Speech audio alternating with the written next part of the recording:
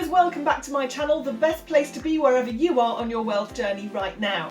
Today I'm going to be talking about the government's bounce back loan scheme. What exactly is it and are you eligible for one? And I've got a special guest today, James Hurley, the enterprise editor at the Times newspaper, will be joining us to tell us a little bit more about it, so stay tuned.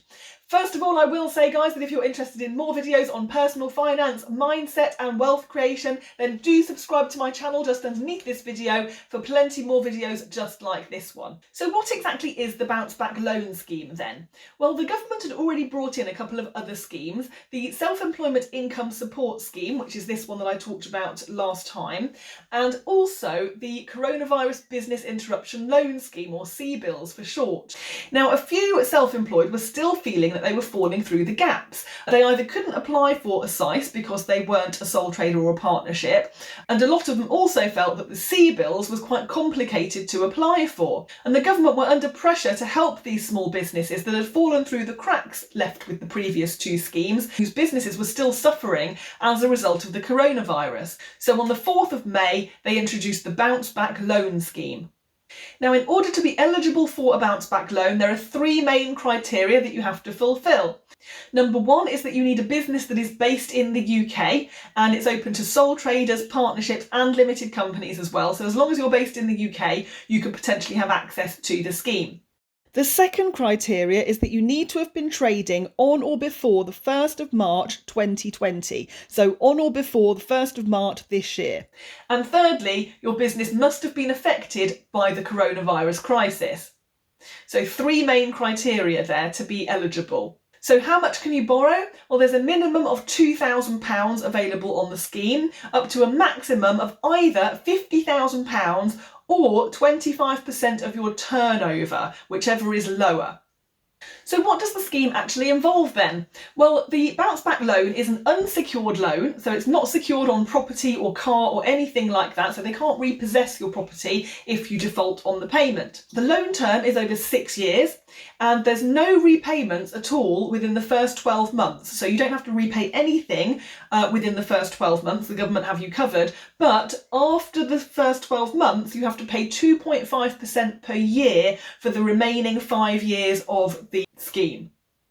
There are no early repayment charges on this, so you can repay it in full at any point without incurring any penalties, and there are no fees attached to actually taking the loan out in the first place. So actually, this is a pretty good scheme. Now, the scheme provides the lender, which is the bank that's involved in giving you the loan, with 100% government-backed guarantee, which means that the lender can't then go and repossess your home or your car or anything like that. But it also means that people with lower credit scores could also potentially easily get this loan, because they're not looking at your personal credit rating, they're looking at your business itself and whether or not it's been affected by the coronavirus crisis.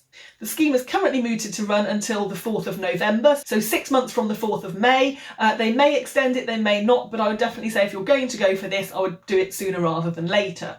Now, a couple of things to note about the bounce back loan scheme is, number one, it is a loan. So unlike the self-employment income support scheme grant, okay, this one, the bounce back loan, you've got to pay it back. Okay, so you need to think about your exit strategy. How are you going to pay it back over the first year or the 6 years, depending on how long you actually want to take the loan out for? Also, don't forget that after the first 12 months, you will then have to start making monthly payments towards this. So again, you need to make sure that you've got a facility for that, that you're able to meet the monthly minimum payments on that too. Now, in order to access the scheme, you don't apply to the government directly via the .gov website, which is what we did with the SICE.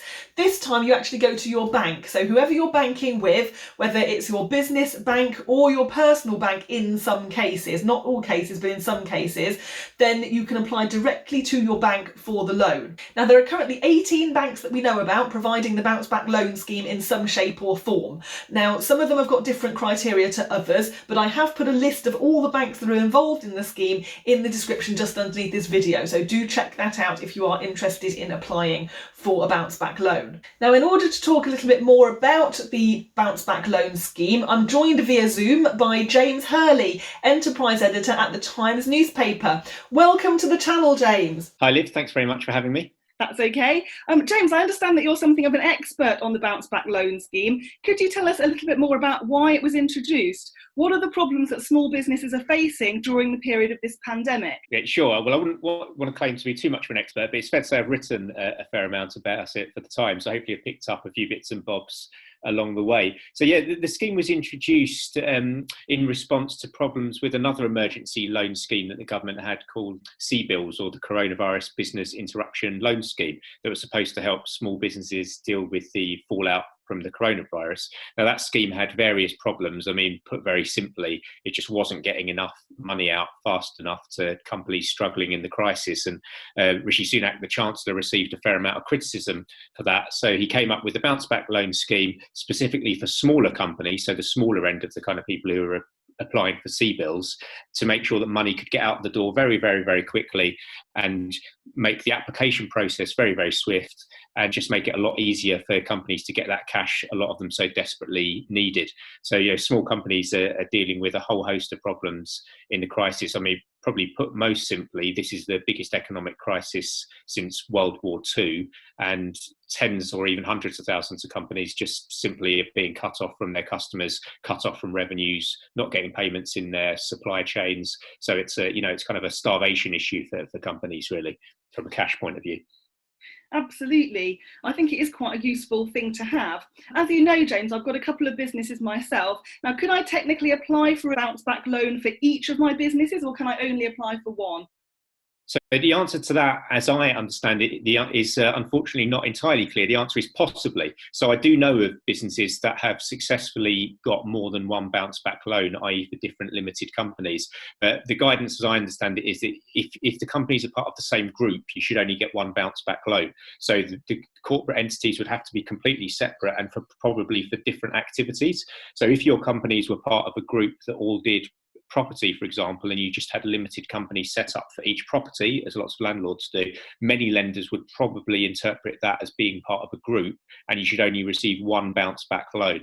But it is a little bit of a grey area, and as I say, I certainly know of business owners who've got more than one. The other probably important thing to say here is that many lenders themselves only want to do one bounce back loan per borrower, regardless of how many companies they have. And certainly it's the case that the rules of the scheme are very explicit that you should only have one bounce back loan per company, even though I know probably there are some people who are trying to get more than one per company by going to different lenders, but they shouldn't be doing that. Absolutely. That makes perfect sense, James. So let's say I've got a company, I'm a sole trader, so I've not got a limited company, but I'm a sole trader. Could I still apply for one of these, even if I've already claimed a self-employment income support grant as well? Sole traders are definitely eligible for bounce back loans, and as far as I understand it, there are no eligibility restrictions on the fact that you may have applied for self-employed income support at the same time. Probably an important thing to note is a lot of lenders are looking at whether you've got a business account and business account activity as to whether they'll give you a bounce back loan, because it's the business they want to look at. So where sole traders behave in a bit more of a consumer-like way and are only using like more personal account style services, they might find it a little bit more difficult on a practical level to get the loan. And I know there's been reports of some sole traders have found it difficult because of the way the lenders are looking at the applications. But yeah, you can apply. Okay, excellent. So let's say we get the loan then. As a small business owner, what could or should we actually be spending the money on? Can I buy sparkly shoes and handbags, James? Well, probably the fear at the Treasury and at some of the banks is that is probably going to happen. I think a bit of that will happen. And probably from a practical point of view, it's virtually impossible for banks to really put controls on what people are using the money for. But what you're supposed to be using the money for is to deal with the fallout from the coronavirus. So, and indeed, one of the things you put on the application form from a self-certification point of view is that your business has been interrupted by the coronavirus. So you're supposed to be using the funds to deal with that fallout. But from a practical point of view, there's been tens or hundreds of thousands of these loans. So banks can't really monitor what people do with the money. So it's going to be down to people's, I guess, sense of personal ethics to make sure they use it on things that it's intended for, which is to get their business back up and running again and get the economy moving, I guess. That makes sense as well, James. Now, I know we touched on property a moment ago. If I have a property company, assuming it's a limited company, for example, and I've bought property with my limited company, and I decide to get a bounce back loan, which I understand I can in my property company, what can I spend the money on? Can I go and buy more property with the loan? Well, again, as I was saying a moment ago, the purpose of the money is to help your business deal with the fallout of the crisis. So I guess a buy-to-let landlord may find that their limited company has been interrupted by the crisis, for example, because tenants can't pay their rent. So it would be a reasonable use of the money to help sort of plug the cash flow gap from the tenants not paying. I'd say, buying more properties, for example, probably wouldn't fit that criteria because that's an expansionary type thing. But you are allowed to use the money for investment, that said. So I think it would be well within the rules to upgrade an existing property, for example, with the cash. It's to help you deal with the fallout from the crisis, but investment certainly falls under it. I don't think buying another property with the cash, I suspect some of this might happen, to be honest, under the scheme, but I don't think it's within the spirit of the terms, although I'd need to look more closely to see if it's explicitly excluded. Okay, and so that was if I had my properties in a company. If I were running my properties as a sole trader and I were filling in my land and property pages of my tax return and I got the loan, would that work the same way?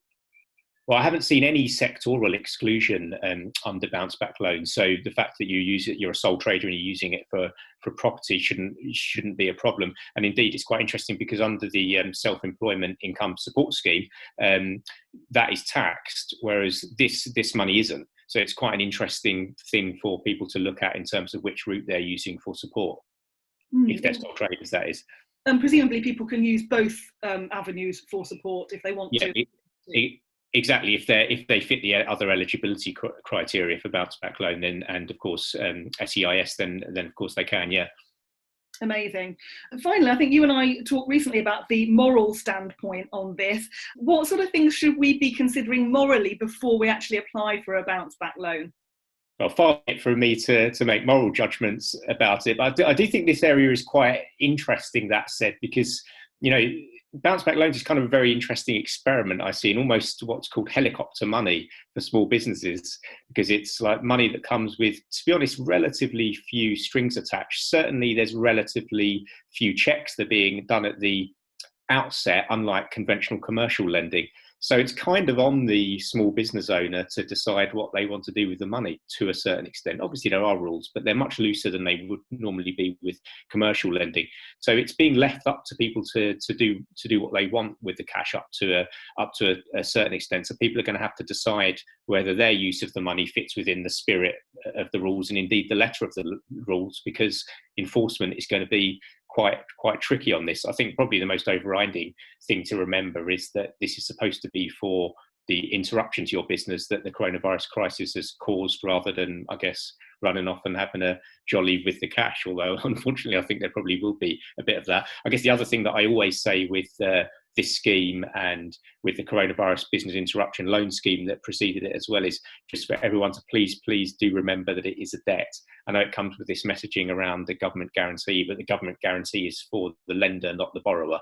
And as far as we know, this may change in future, but as far as we know, the borrower does remain on the hook for the money. So you probably are going to be asked to pay it back, unless so many people default, the government ends up having to do some sort of debt forgiveness. But we don't know about that yet so far. But it's worth saying the banks are expecting a hell of a lot of defaults on this because of the free and easy way the money is being distributed.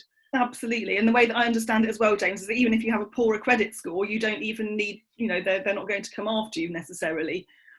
Well, yeah, the money is completely unsecured. I think it gives the lenders a difficulty here, and again, it's from my point of view quite an interesting aspect of the scheme, is that because the money's unsecured, so it's not secured against your house or any assets that the business might have. If you don't pay the money back, what recourse has the bank got? Thousands of people are unfortunately going to end up defaulting on these loans.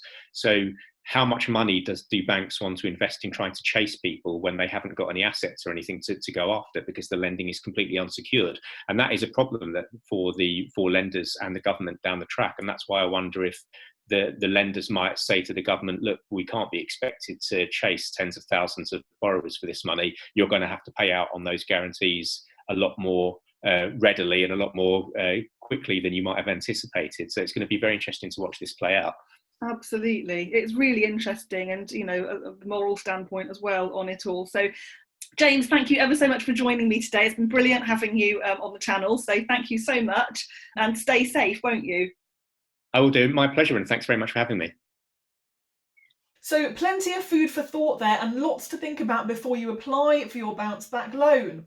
Hopefully you've enjoyed this video. If you have, then please leave us a big thumbs up underneath this video and let us know how you get on with your bounce back loan in the comments underneath here. In the meantime, do watch these 2 videos right here next of all. They will definitely help you in your wealth journey. And until next time, guys, do stay safe and I'll see you in the next one.